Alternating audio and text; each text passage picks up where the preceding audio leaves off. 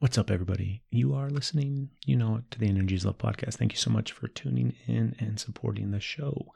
Remember, if you haven't already and you're listening on iTunes, please go ahead and rate and review the show. It's a great way to help the podcast grow and expand. Remember, you can find all of our episodes at energyislovepodcast.com. Follow us on Facebook and Instagram, Twitter, all those different social media outlets. We are out there with the podcast doing what we can. Thank you so much for your support. I want to take a minute and give a shout out to one of our listeners. He lives up in Duluth, Minnesota. Mason, what's going on? Thank you for reaching out to the podcast. We love hearing from our listeners. Mason is in the process of opening up a float center in Duluth. It's going to be called the Float Lodge. Go find him on Facebook. If you're living in the area and are looking to float, make sure you go find out about the Float Lodge, because right now they have a Kickstarter campaign going on where you can go and actually throw in a little bit of cash to help the float center become a reality. So go to Facebook, find the Float Lodge, help Mason out so that everybody up in Duluth, Minnesota, it's cold up there. I know it's cold up there. You guys can enjoy the benefits of floating. This episode of the podcast is brought to you by our wonderful sponsor, As Above, So Below. They're located in Roy, Utah. It's a beautiful little metaphysical shop that has everything you could possibly imagine. If you need to smudge something, they've got your smudging needs. If you need some crystals, some incense, anything and everything for your spiritual practice can be found at As Above, So Below. They also host a lot of classes as well as events coming up on October 30th. Join them for their annual Samhain celebration. You can find out more by going to their Facebook page. We have a link to it on our website. Just click on the sponsors tab and you'll find the link for As Above, So Below. Remember, located in Roy, Utah. Go check them out and go like them on Facebook. As always, this episode and every episode of the podcast is brought to you by Crystal Water Float Spa, located in Twilla, Utah. Come out to Crystal Water if you live in the area. Lay back and float and relax and enjoy the benefits of floating. At Crystal Water Float Spa, they have the amazing Dream Pods. Crystal Water is also the nation's only distributor for the Dream Pods. So when you're ready to open up your own float center, you can contact Crystal Water directly, get your Dream Pod shipped out to you. You can find out more at crystalwaterfloat.com or dream-pod.com. On this episode of the podcast, I had a wonderful opportunity to speak with an amazing woman. Her name is Meera Jain. Meera is the founder and director of the Institute of Conscious Living. You can find it at instituteofconsciousliving.com. Meera is one of those people that we've been trying to get on the podcast for quite some time. We've actually had the interview set up numerous times, and because of life and because of the universe and timing, we had to cancel it a handful of times, but she finally made it out to be on the podcast, and it was well worth the wait. She's a wonderful person. She's got a beautiful energy about her, and she's a great practitioner of energy. So I guarantee during this episode, you're going to not just learn something new, but you're also going to be inspired to do something, to live a greater life, to help out your fellow man. Remember, go find Meera at instituteofconsciousliving.com. It's also on Facebook. Thank you so much, Meera, for being on the podcast. And now you guys out there in the universe get to sit back and relax and enjoy this episode with Meera. Here we go. You're listening to the Energy is Love podcast. Energy is love. The Energy is the Love podcast. The Energy is Love podcast. Energy is love. The Energy is Love podcast. The podcast for the universe. The Energy is Love podcast. Good evening, Meera. And it's Meera, right? It is. I should have asked you that before we started as well. It's Meera Jain, I just learned. Yes. Not Jane. Yes. So go in, because you just barely got done explaining it to me, and foolish me, I should have waited until we started recording. But tell me why it's Jain. It's Jain because those of us who follow Jainism or Jainism, many of us choose to have Jain as the last name. It tells other people the religion that we follow. I have never heard of that religion before. Yeah, it is a minority religion. Jainism is very, very similar to Buddhism. It's actually an elder cousin of Buddhism, in that we believe in the path of enlightenment. And the very core value, or the very core practice of Jainism is something we say ahimsa. Ahimsa means non-violence or non-harming. And so from the time that we're born, we are brought up in a way where we are taught to be very careful in our speech, our actions, and our thoughts, because we can harm or hurt other living things. And that also includes the planet, and other things, through these different ways. And so if we're very careful in our conduct, then we can avoid harming or hurting any other sentient being. Is it a religion that you were brought up in? I mean, were you born into that? I was, yes. I think I prefer to call myself spiritual now, because I think, to me, spirituality is, when you go beyond one religion and you can see the truth in all religions. And so, to me, I can sit in a temple, but I can equally sit in a church, because they're all places of God, and feel that connectedness. And so I think I've sort of, I say that I was raised as a Jain, but I really am more spiritual now. Yeah. Where are you originally from? This is part of the reason why I was so excited to talk to you, because we've met before in the past, and I've seen you around at different events and everything like that, but I'm just excited to learn more about you. And so where are you originally from? So I'm Indian by origin, but I was not born in India, and I've never lived in India. I was actually born in Singapore. And when I was 10, my parents moved us to England. And so I grew up in England. And right after I got married, I moved to the US with my husband. And so, you could say 10 years in one country, 17 years in another country, and 16 years now in the US. And, I don't feel like I belong anywhere in particular, but at the same time, I feel like I belong everywhere. People sometimes ask me and say, well, I think I'm a child of the world. What brought you guys to the US back in the day? Actually, it was my husband's work. He is in cancer research. And so he was offered a position at the University of Arizona, and that's what brought us to the US. And how long have you been here? 16 years. So let's dive in, because I know that you practice a bunch of different modalities and things like that, and in regards to kind of when you work with energy. What do you, because I think it's always interesting to see what people label themselves, because I think it is just a label in the end, right? You're just an incredibly enlightened spiritual person that's connected to the universe. Right. But somehow we have to label it something so that it has context for people to kind of grasp. So what do you label yourself, or what you do when you work with energy? I think over the years it's sort of changed quite a bit. And I think my latest title would be Personal Transformation Expert, because that's really what I'm good at. I can take anyone with any struggles that they have and put them through a program that I've created. It's a systematic approach, and take them through healing and to a place where they are able to step into their power and really connect with their authentic selves. And so I guess the best way to describe that is personal transformation. It's a good title. And I think it's an accurate representation. Like, so many times it's difficult because, do you know what I mean? I think we limit ourselves with labels sometimes and all that kind of stuff. Right. If you had to pick a specific modality that you kind of work with, what would it be? I have training and a background in several different modalities. My area of expertise was psychology. I was working as an assistant clinical psychologist in Oxford before coming to the US. And so what I really have done is I feel like I've mastered two different fields. I've mastered the field of psychology and understanding the human psyche. And then I've mastered the field of energy work and understanding the human energy body. And when I talk about the human psyche, what I mean is mind and emotions. When I talk about the human energy body, we're really talking about the chakras, the meridians, the electrophysiology, and also the biofields.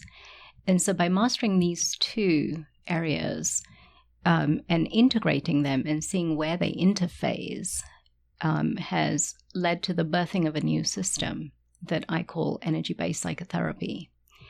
And really that is the modality that I'm using now. Yes, I have a background in Reiki, and I've created a more advanced energy healing system that I say is the Reiki Matrix. But I feel like, going beyond a lot of these energy healing tools and meditation tools, we're sort of at the cutting edge of what we're starting to call energy medicine, energy psychology. And these are new frontiers, really. And, the point at which we no longer use energy healing in a laissez-faire way, because people go through energy healing training and it's just channeling a little bit of energy. But to actually understand the human body, the multidimensionality of the human being, that we're not just a physical body, but we're also emotional, mental, spiritual bodies. And each of these bodies has an anatomy and a physiology. And each of these bodies is also able to be diseased. When you understand all of that and you start to interface working with the different layers or the different bodies, that's when we start to get into cutting edge, creating new systems that can go beyond what current conventional therapies or medicine can do. Yes, I totally agree. I think that it's, because for me, it's always been the kind of the combination of all of those aspects where you've got the mental, the physical, the emotional, the spiritual part of who we are and how interconnected they all are. Right. And sometimes it's really easy to see the way that some emotional issue or something like that is going to pop up in a physical form and kind of manifest that way. When it comes to working with people, what do you find is sometimes the most challenging aspect of that? Because first off, if they're open to the whole realm of all of these different things, sometimes it's a little bit easier. But if they're not, then it's kind of, you have to get them through almost a learning curve in a sense to where they become open and aware. And even if they're just open enough to say, I might not necessarily believe it all the way, but some of it makes sense. I think a lot of the people that I find who come to me are people who already have explored many different things.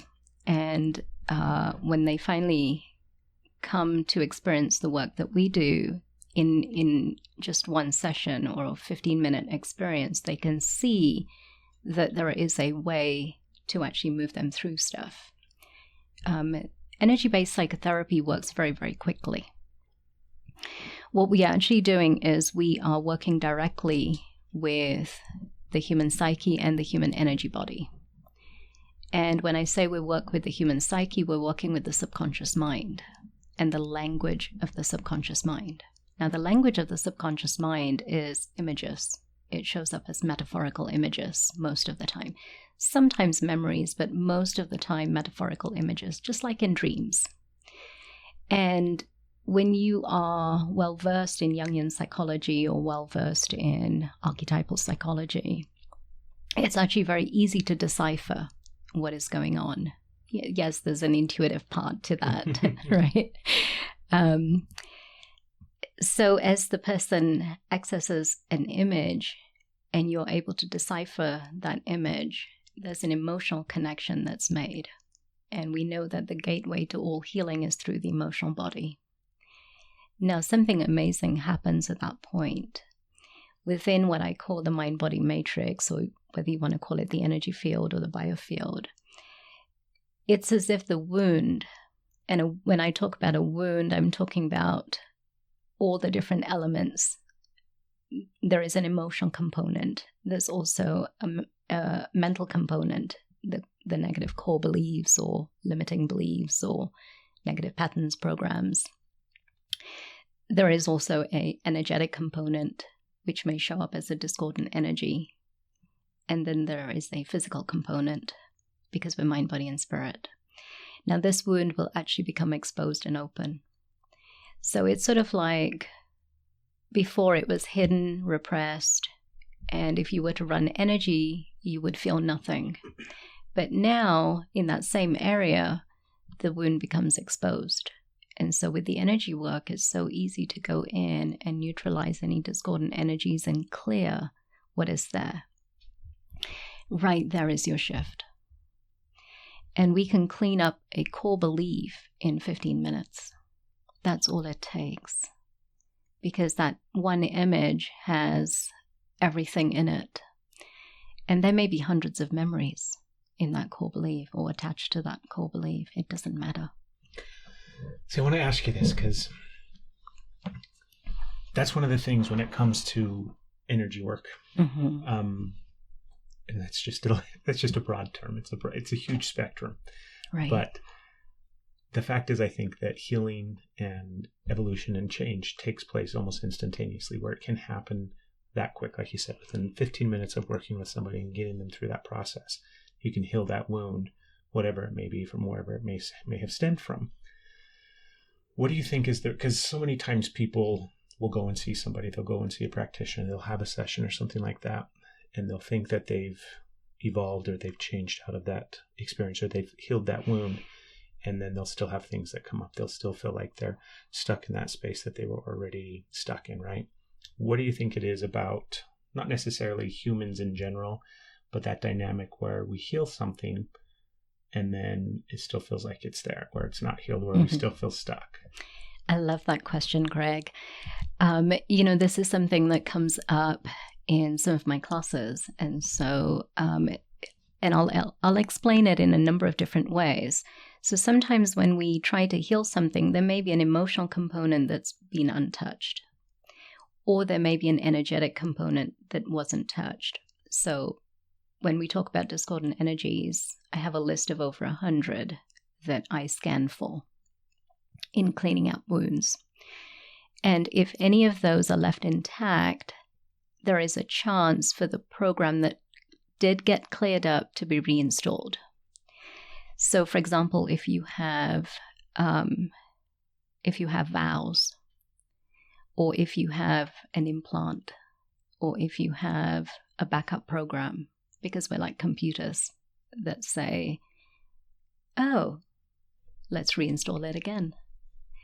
And so sometimes, yes, you cleaned it out, but it gets reinstalled. Or if you have an emotional component that didn't get touched, you may pull it back in again. And sometimes we've dealt with a little bit of the whole wound, but not the whole thing. And so we wonder why it didn't shift. That's why I think it's so important to deal with it from every level. If you have cancer, you're not going to take a little bit out and say, yes, it got healed, right? Yeah. You need to take out the whole thing and all the surrounding area as well, and make sure nothing got reinstalled, or there's no chance for it to take root again, because sometimes there are seeds that are left. With implants, sometimes there are reproducing implants. And so it's so important to clean out everything. And that's why with energy-based psychotherapy, we're cleaning out at every level. And if you talk to any of my students who've gone through my program, they'll tell you the shifts are permanent. Nothing ever comes back. There may be a deeper layer that comes up, or there may be something that's associated that may come up, and we'll work through that. But what we clean out sticks. So I want to ask you, because you reference and mention a couple of times implants. So one of the cool things with the podcast is we've got listeners all over the place, and we get to educate them on all these different things, Right. So I may have a good understanding of what you're talking about. Let's pretend that the listener out there has no clue what the heck an implant is. Okay. So describe it to them as best as you can. Okay. So I guess over the years that I've been doing this work, one of the things that I realized was that there were many different types of discordant energies. We can say that these are the diseases of the energy body, or of the spirit body. So just like the physical body gets diseased, the negative emotions are, you could say, the diseases of the emotional body.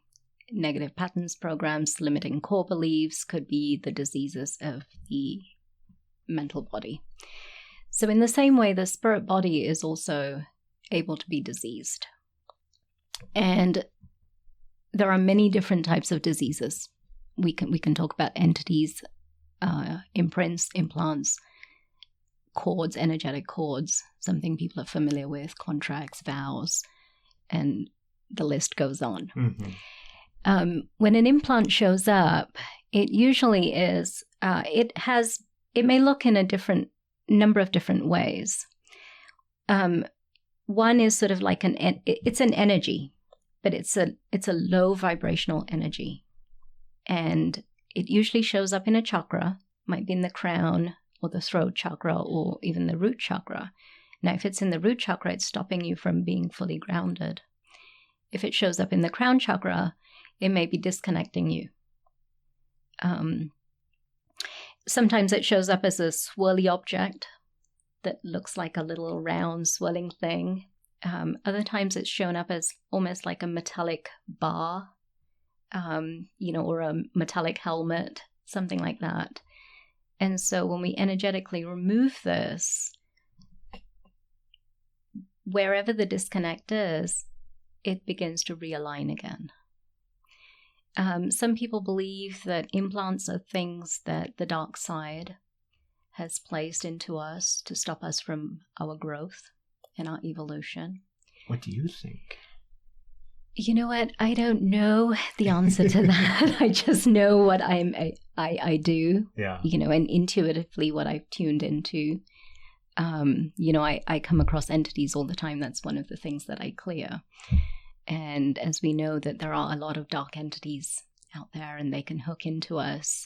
They can also, one of the things we actually find with this work is that a lot of the big core programs that people are running usually has an entity attached to it. That's another reason why something doesn't shift. You actually, when in the process of clearing out the program, the entity will jump out and we have to clear the entity and send it back to where it came from or to the light. So I'm going to play devil's advocate because I can just imagine the people out there that are listening thinking that it's some sort of exorcism or something like that, that they're removing some evil dark spirits or something, right? And so I want you to do the best that you can, because I completely understand what you're saying, obviously, from the perspective that I'm coming from. But, and the fact is, it's a challenging thing to try to verbalize and explain, because so many times when you're in that space, it's the intuition, it's the knowing, you may have a visualization, or you may have an actual seeing of something with your eyes or something, but for the most part, it's all that internal stuff that you just have to recognize and feel. So it's really hard to verbalize that. But I'm going to challenge you to do the best that you can. So if we think about an entity, because this is me personally, okay, and this has come in the conjunction of like my huge spiritual journey and path and everything, and I don't think that there's evil or dark or negative. I think it's just what we choose to label something. I think that everything is simply just love. That's why the Energy is Love podcast. But I don't think that there's a dark side or a bad. I think everything just simply is, and it's just simply how we label it, either positive or negative or good or bad or dark or light or whatever the case may be. So I struggle sometimes in that space where, whether I'm working with a client or even in my own meditation or my own life experience, where it feels something very negative and very dark, and do you know what I mean? And I have to remind myself of my own belief system and everything, but do the best that you can to explain it a little bit more so that people out there kind of have a good sense of, I guess, your perspective and your take on it. I absolutely agree with you, Craig, in that everything is love and everything is a part of God. Everything is energy. Basic quantum physics 101, right? Everything in the universe is made up of quanta energy. And from that perspective, everything is a part of God. But there's a polarization that goes on, especially in the human world. We polarize everything and we give it a label. So it's light or dark, it's good or bad, it's beautiful or ugly, right? And yes, the balance is in the middle. However, in order to exist, we must be able to embrace them both.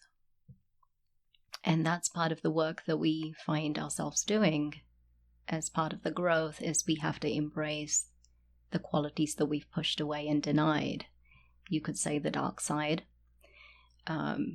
qualities that we think are inappropriate or bad, that we don't deserve. We push them into what Carl Jung says, the shadow. And part of this journey to become whole is to embrace all of our light and all of our dark. But the universe is vibrating on many different levels. So we have energies that vibrate at a high frequency, and we have energies that vibrate at a very low frequency. That's why when you're exposed to something like the Tibetan sound bowls, you feel really good because you're being exposed to something that's a very high vibration. If you're exposed to toxic fumes, you're going to come away feeling very bad because you've been exposed to something that's a very low vibration. And we have everything in between. From what I understand, a good, healthy human being will vibrate at around 1,500 cycles per second or higher. And typically entities, just one type of discordant energy, will vibrate around 700 cycles per second, which is a pretty low vibration. So anytime that you lower your vibration, whether it's through a negative emotion, and it can just be a second of feeling a negative emotion, or you're ill or something like that. When your vibration comes down, you're resonating on that plane of low vibration. And that's when you can pick those up. It makes sense. Do you think that polarity that you speak of, that difference between, light and dark, and that, because it's very distinct, like you said, on this existence here on this planet, in the realm of human existence, we do label things either good or bad. Do you think that that's partially by design for some reason in regards to this experience, this dimension, realm, whatever we want to call it? Probably. Probably. I'm trying to think here. I wonder if the idea for us to be to embrace all the light and all the dark, and in that process of becoming whole and moving towards enlightenment, there is no longer a distinction. It just is. Mm-hmm. Perhaps that's the goal, but right here, right now, if somebody throws abuse at me, I get hurt. I'm not enlightened. And that, I think it's that part of us that makes us susceptible to reaction, and reaction to whether what we're being exposed to is a low vibration, or reaction to what we're being exposed to is a high vibration. It's so, because sometimes I just literally sit around and ponder, right? In the scheme of things, and life gets hectic and busy, I get lost in my own head pondering all of these different aspects of not just the meaning behind life and the reason why we're here and everything like that, but trying to get a greater sense and understanding of, I guess, just the universe and energy as a whole, and how it all is interconnected, and I guess, for lack of a better term, the meaning of life, the reason behind all of it. And in the process of doing that, a lot of times I end up challenging my own beliefs, where I may have had some perspective or some thought about, whatever the case may be. I can't think of an example off the top of my head, but do you have things like that where you may have had a belief or something like that over the years and through experience and the different things that you've gone through, that belief shifts and changes and evolves because of, do you know what I mean, where at one point it was this and now it's something completely different? Absolutely. I think that's part of growth. I want to say that some 15 years ago, I went through an existential crisis where everything that I thought I had believed in fell apart. And probably for a period of 6 months, I didn't know what I believed in. Was it like your religious belief? I think it was everything. What had happened was a dear aunt of mine, who as I was growing up, she was my role model, committed suicide. And that was really traumatic for me. and it basically spun my whole world around, and I lost faith in everything, because she was the one person, as I look back through my life, I can say she was the one person that I do not know that she ever hurt anyone. She was honest, she was integrous, she was loving, she was kind, she was generous, she was all of those things. And it's partly because of her that I am on this spiritual path. She was the one who introduced me to Reiki. She was the one who had introduced me to meditation. She was my role model as I was growing up. And so what happened to her shook me apart. And I was in a crisis where I didn't know what I believed in anymore. I did come out the other end much, much stronger. And I think that was the tipping point where I realized the whole meaning of ahimsa is not just towards others, because up to that point, my whole life had been about taking great care to make sure nobody around me ever got hurt in any way. And sometimes it was at my own expense. Sometimes it was at my self-sacrifice, because I would rather bite my tongue and not say something to someone who's actually hurting me, because I'm scared that what might come out of my mouth might hurt them.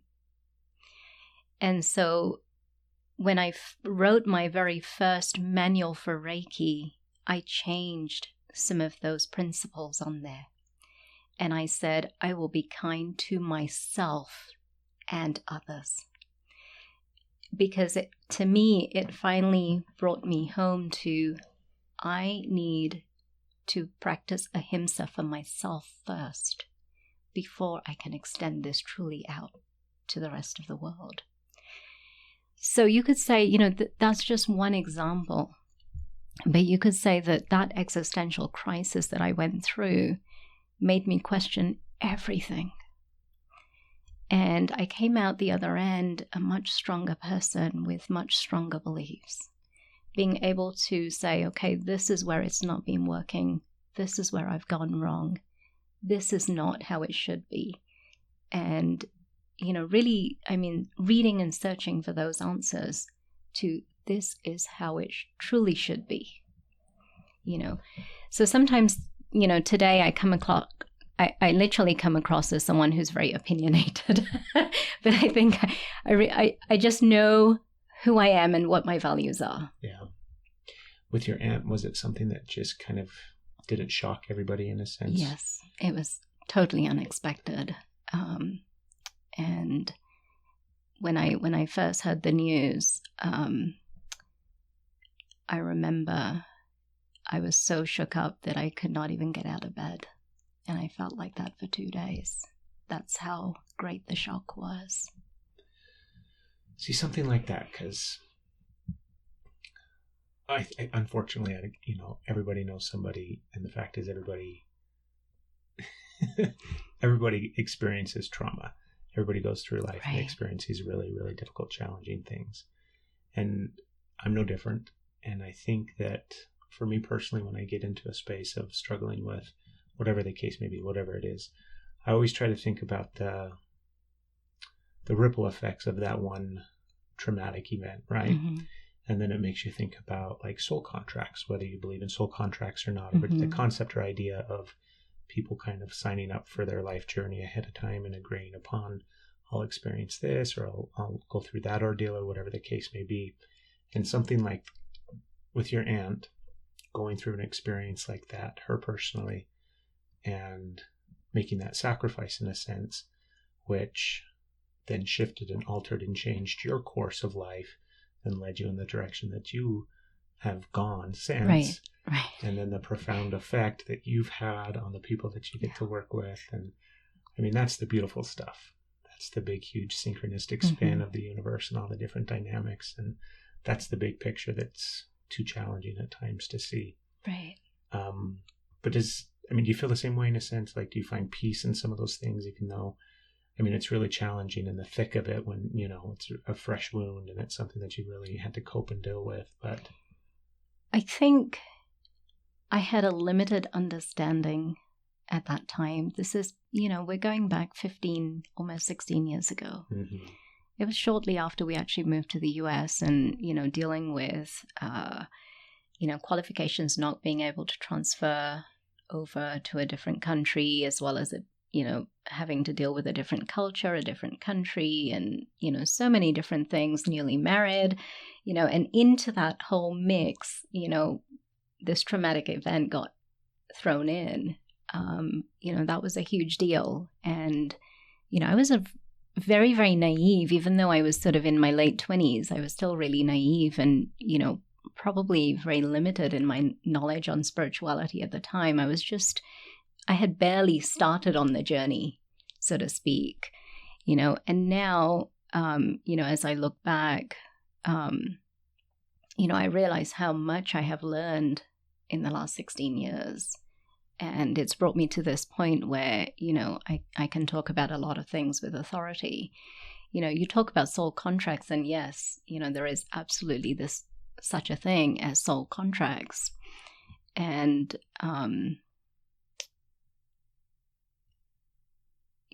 sometimes we make contracts with other souls to help facilitate their growth. And maybe that was the purpose that she had served. Yeah. I always remind myself too, because I believe that everything's so incredibly multidimensional and so faceted that there's no way that we would ever be able to see every single ripple and effect from anything. And it doesn't have to be traumatic experiences. It's everyday life. Do you know what I mean? The decision, like, for example, and I'm not calling you out in any way, shape, or form, but you ran into traffic on your way out here today to record the podcast, right? Who knows? That's just the way it goes. But there's always rhyme and reason to all of those things. Mm-hmm. And for me personally, I just find so much peace in that. Sometimes that's the only answer that I need when I start questioning everything and getting into some of that lower vibrational stuff of like, woe is me, and life is so challenging, and I'm sick and tired of all of this stuff that I have to deal with. And then I just remind myself the bigger picture stuff where, yeah, I'm late and I got stuck in traffic, but there's a reason for that. Do you know what I mean? Yeah. I think we're more bothered by negative situations and circumstances when we haven't cleaned a lot of our programming out. Yes, I was stuck in traffic and it took a really long time to get here. We were almost an hour late, Craig. That's a big deal. But it didn't stress me. I didn't get worked up because I know that things are supposed to happen the way that they're meant to happen, And some guy behind us was swearing away because, the traffic was being diverted. And obviously it was making him really angry. And, I had to kind of take a deep breath and say, okay, that's his stuff. I don't want to take that energy on and not let it bother me.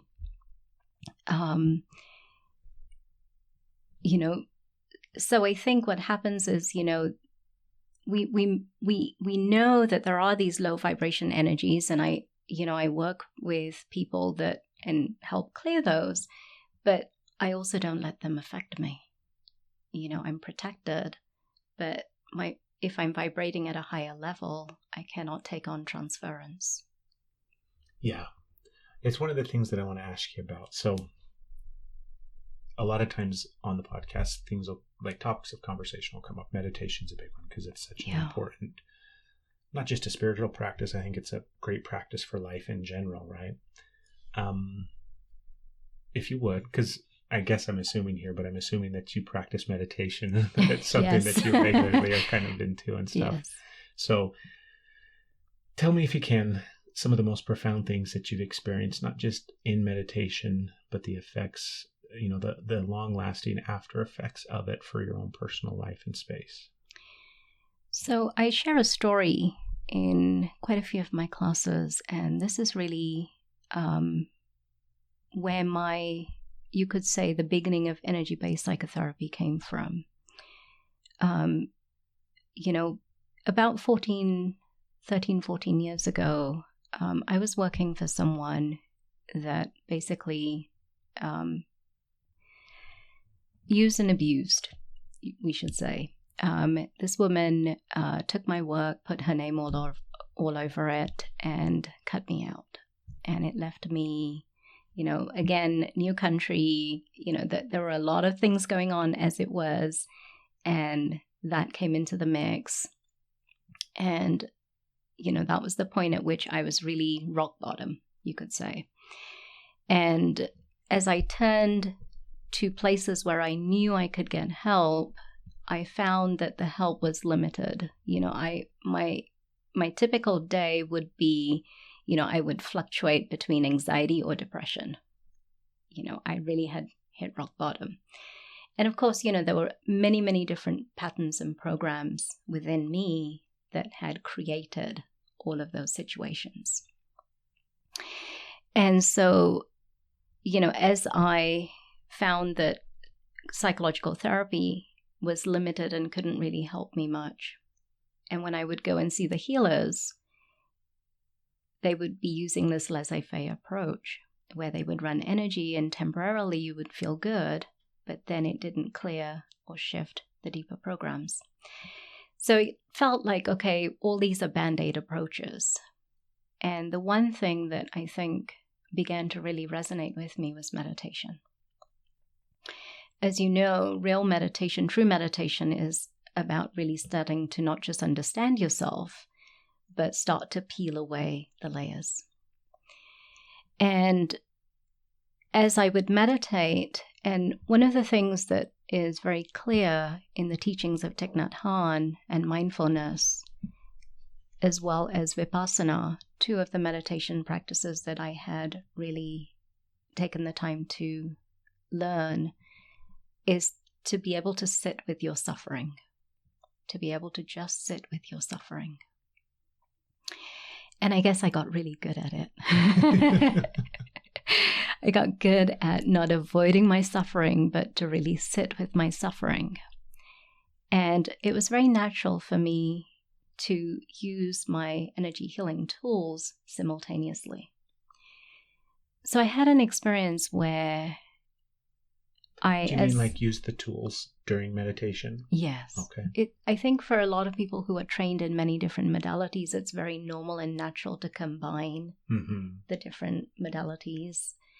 And this was where I began to realize that as I accessed things within myself, things would open up and I could run energy and clear things faster than just doing it through meditation. Now, the next step came because one day as I sat in meditation, I began to see an image. And of course, the mind kicks in and says, oh no, it's not real. That's the first urge that comes up in meditation. And so if you're well versed in meditation, you know that you have to override that urge. So I did that. And then as the image began to come in, I knew it was unpleasant. That's when the second urge kicks in and says, I don't want to see this. This is painful, so I want to push it away because we're so conditioned to push away things that aren't pleasant. And again, I've learned to recognize that urge and to override it. And so I did that. As the image started to come in, I could see that she was a younger me. But she was in tears just rolling down her cheeks. She was just crying and crying, endless crying. And an intuitive dialogue began to take place between us. I recognized her as that part of me that didn't have a voice, that felt nobody heard her. And as I connected with her deeper and deeper, I could feel everything she was feeling inside my body. At that point, with my energy tools, I began to scan myself and move the energy through me. Some big healing happened that day. I'd say so. Because I don't have that issue anymore. of course, to do public speaking like I do, and present a class almost once a week at least. If I still had that program, nobody hears me, and I don't have a voice, I would not be able to do that. That was, I think, the first piece that came to be energy-based psychotherapy that showed me we could access parts of ourselves that were unwhole or in suffering through meditative techniques and see a visual of them, that they could actually appear to us. About 4 years ago, I was actually shown how to work with the language of the subconscious mind, where I would guide you into your subconscious mind and you could access any image, and I could decipher that image and tell you each image that a person accesses tells me how they feel about themselves, where the blocks are, how they feel about life, where the disconnects are, and so on and so forth. And as we decipher, the person has an emotional reaction. So, because you talked about that earlier too, about the subconscious and how it kind of communicates through images, where it'll show up and pop up in imagery, basically. That was one of the biggest things for me when it came to starting to, I guess, practice or play with. I like the idea of playing with energy to some extent as well, was that I would see a ton of different things in my mind's eye, right? I would imagine things, and I would have that challenging thing where it's like, I'm just creating this. This is just some aspect of my overactive imagination. But talk a little bit, because I think that that's really normal and common for people to experience that all of the time. They just don't have a concept or understanding of what it is, because so many times people will describe something that they're seeing to a certain extent, but they don't realize that it may be just their innate intuitive ability to connect and tap into their own flow of energy, right? Or into the cosmic flow of energy that we're all connected through. So describe it a little bit so that people understand kind of. So I think the subconscious mind is trying to communicate with us all the time, whether it's through meditation or through dreams. Anytime you have allowed yourself to drop into alpha theta brainwaves, the veil between the conscious and the subconscious mind becomes really thin, and it becomes very, very easy to access information from the subconscious mind. And so the subconscious mind is communicating with us all the time. Now, Craig, if I say to you, because people come to me all the time when I'm teaching meditation and they'll say, I can't visualize. I don't know how to visualize. I'm not one of those people. I say to them, what did you have for breakfast this morning? Now, do you notice that when I say that, first it's an image that comes to your mind. You see what you had for breakfast, and then you find the words to describe what you had. So the language of our subconscious mind is imagery and metaphorical images, just like in dreams. And most of us, we either don't trust ourselves, we don't trust our experience, and that's something that we have to learn to overcome and learn to connect with ourselves and trust our own deepest experience, because the world is always telling us how it should be, what we should be feeling, what we should be saying, what we should be thinking. And somewhere along the line, we've forgotten to be connected to ourselves. And so the first piece is always learning to honor how you feel and to trust, really trust your own deepest experience. As you begin to do that, things become a lot easier. And what you think you may have brushed away once, you can actually trust it and say, that is what I'm seeing. As an intuitive, you go through a similar process. We're all intuitive, right? Intuition is part of our birthright. But some of us are just more connected with it because we're trusting what is coming through rather than disregarding it. Do you ever still question it sometimes? Of course, it's human nature. There is always that mind, that, that part of you, the mind, the ego mind part that says, oh, this isn't real. My mind says things like, oh, look how imaginative you are, or look how creative you're being, but then there's another part of me that's learned to really trust, that, okay, in this moment, this is how I'm experiencing it, or this is how I'm feeling. So that there must be some truth to that. Yeah. I've got some more questions for you. Outside of meditation, what would you, I guess, I was going to say preach, but preach is a terrible word to describe it. I guess it's not bad, but what would you kind of advocate for in regards to not just a spiritual practice, but kind of a life practice of maintaining balance and harmony within your own space? I think meditation is the most important thing that anyone can do. Meditation and breath work, breathing.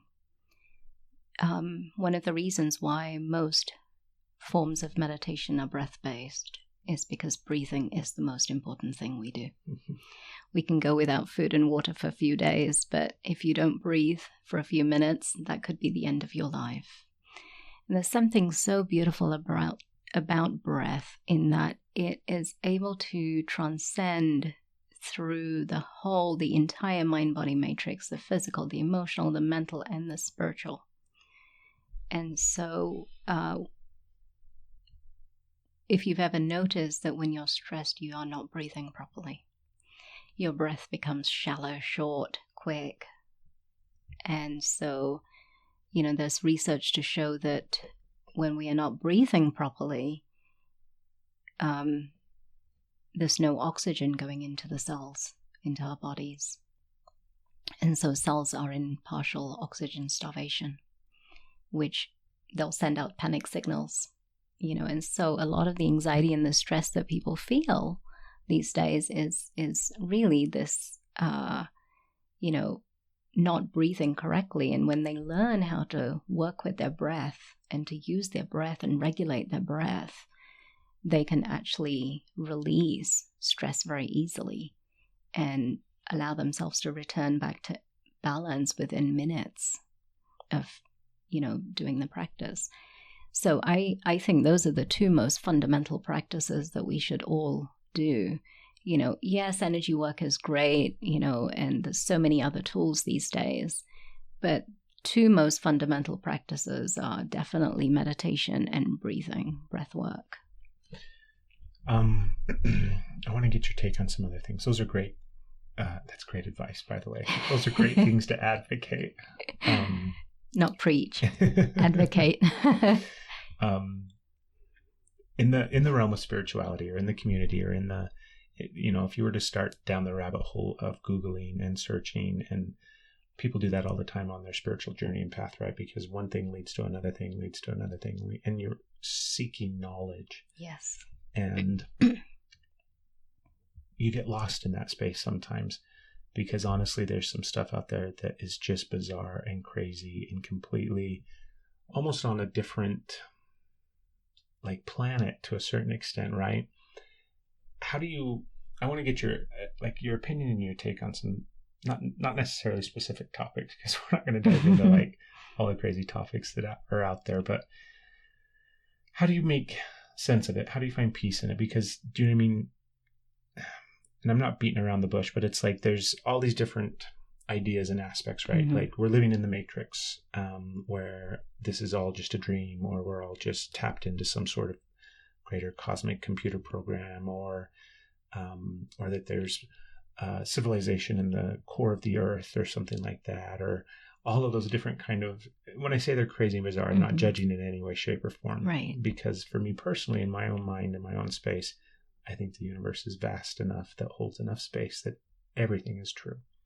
And it's silly for me to try to dispute and say, well, that's not true. I think there's enough space that everything can be true. Mm-hmm. But I want to get your take on it. I want to get your opinion when it comes to some of those more, out there bizarre things that you'll come across sometimes. I don't think I have an opinion. What does it matter? I think what matters is me being here in this physical body and my life, my relationships, and, what I do on a day-to-day basis. I think that's much more important. Working on my level of consciousness and awakening those around me, or assisting in their awakening, is perhaps much more important than things that we may never have answers to. I know for some people, those are very, very important things. People talk about aliens and spaceships, and, I've never seen one, so I don't have an opinion. And, just because you might see a glowing thing in the sky, it could be anything, so unless I have an immediate encounter with an alien, I don't know how I stand on that. I know some people that absolutely believe in ETs, and some people who would say that's absolutely crazy. I have not seen any hard evidence. And at the same time, I'm not discounting it. Do you ever encounter, because that's the other thing too, is these are just fun topics for me to kind of, and I'm going to pick your brain while I've got you sitting down in front of me, but do you ever encounter things, whether it's through meditation or through energy work or something like that, where it's kind of hard to explain, where it has the feel of something that could easily be described as like an alien or some other form or entity or being or something like that? Well, I work with entities all the time, right? But do you know what I mean? Because sometimes it's different. Like, I think, because when you use the word entity, in my mind, like you described, they vibrate lower. It's a lower vibration. And so I know exactly what you're talking about. But I'm talking, sometimes you come across stuff that vibrates weird. That vibrates really funky, and you don't encounter it a lot. Do you know what I mean? It's one of those things where every now and then, sometimes it's through meditation, sometimes it's even in like a dream that you'll have, or sometimes it's working with a client. Like, how do you make sense of all of that stuff? What do you think? Or do you, same thing where it just doesn't matter? I think a lot of what I have, I think there was a time where there were many things that I wasn't sure about. You have to understand, Craig, that I have a scientific background. So for me to truly believe in something, I have to see the evidence. And a lot of my work has come about because I was intuitively guided. However, I ran my own little experiments all the time. I would ask questions, formulate hypotheses, make observations, run experiments. And if I kept seeing it again and again and again, it had to be true. But if that didn't happen, then maybe it wasn't right or wasn't true. And so I've done a lot of that over the past 14, 15 years. Is it something that you still kind of continue to do in your space? Yes. That's the reason why I can say with absolute confidence, if someone is coming in with anxiety or depression or PTSD or trauma or any of these things, relationship issues, I can say with absolute confidence, I can shift them because I have a systematic approach. I know how the psyche works and how the energy body works. I know exactly where to go to locate the problem and how to clean it out and create that shift. And we can do it quickly, but that has come about through all of these. So I know that when someone comes in, what dissociation might look like. When someone comes in, what anxiety might look like energetically. Not just, yes, they're experiencing it, but what it might look like. And then to be able to find the root cause for that anxiety and shift it. It's fascinating stuff. Not sure I completely answered your question. No, you're good. Because and I guess sometimes I just, in my own space and in my own head, I probably get too lost sometimes in that space of just wondering. And it's not that wondering's a bad thing, but I probably distract myself too much at times, sitting there curious and wondering about all of those different things. Because like you said, in the end, it doesn't really matter. Right. In the end, it's about you and it's about your own space and your relationships and all of those things. And I think you're right. I think that is the important thing. there was one other question that I had, because so many times too, I think that people looking at spirituality from the outside, non-believers for lack of a better term, think that people that practice energy work or that have some sort of life based around it to a certain extent, where they've incorporated all these different things, that they're just crazy, and that they eat, breathe, and sleep all of these different things all of the time. And to a certain extent, I think that once you get to a certain level of, whether we want to call it enlightenment, even though it's not a judgment on not being at that point or anything like that, but you really do, or you're really just able to embrace it enough to where it kind of does just become a way of living. Having said that, what's like normal stuff that you do? Like what's everyday routine? Do you know what I mean? Just like the normalcy of things that, because in the end, that's one of the reasons I wanted to do the podcast, was just to be like, you know what? Everybody's normal. Everybody's the same. Yeah. It's not, even though normal is just a label and nobody's really normal, but. Right. Let's start with, the point that you were making, people that think, those people that do energy work are crazy, or, that stuff doesn't. I think we need to all learn to not discount things without evidence, without searching for the experience. If you've experienced energy work, then you become a believer. If you've never experienced it and you've made the decision it doesn't work, then you've discounted it before you've even given it a chance. How do you know it doesn't work? And then the final, question that you're asking me, what do? I love to cook. I do a lot of cooking. Of course, I have a family, and so, we rarely eat out. Most of the food that we eat is homemade, so cooking is a lot of effort, a lot of time. When I have the time, I love cooking for people too, for friends and inviting people over. So we do some of that too. And, I love hanging out with my daughter and my husband and, doing stuff together with them. My daughter's almost 13, so, her stuff takes up a lot of our time. Her extracurricular activities and school stuff, play dates, all that kind of stuff, and when we can, we like to travel, we like to go places and see things, and explore and that kind of stuff. Over the summer, we've loved having a vegetable garden. This was our second year planting a vegetable garden, so we're by no means experts. Last year the tomatoes completely took over the garden, and that's all we got, even though we had planted several different types of vegetables. This year we made a little progress, and we were able to get some cucumbers and tomatoes, not just tomatoes. So that was progress, hoping that next year, we'll do even better. So just, a lot of family stuff is what we end up doing. Yeah. And some of my time goes to, organizing. I guess a big chunk of this year, a lot of my time earlier this year went to, organizing to bring in someone from India, a spiritual guru who could share his knowledge with our community. Yeah, I'm so glad you brought that up, because for whatever reason that totally spaced my mind. That was like one of the things that I wanted to talk to you about.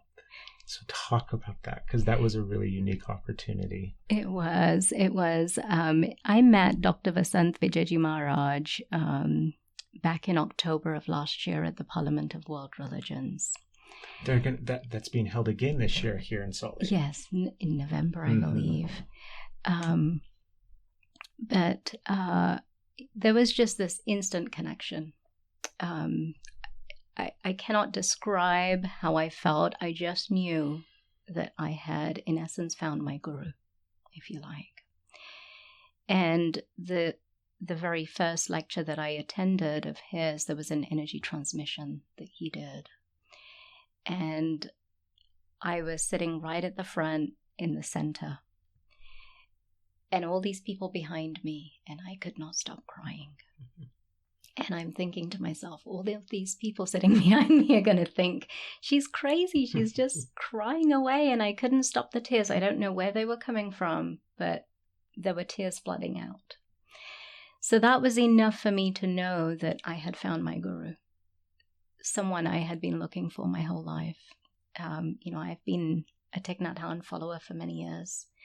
I have followed Amritanandamai, the Hugging Saint, for 22, 23 years. And I had a great connection with them, but I never felt I could say they were my guru. And sometimes I would ask myself, why? Why do I have this resistance to saying you're my guru? But when I met Dr. Vasant Vijayaji Maharaj, I knew right away that I had found my guru. And so I asked him if he would present to our community, and he agreed.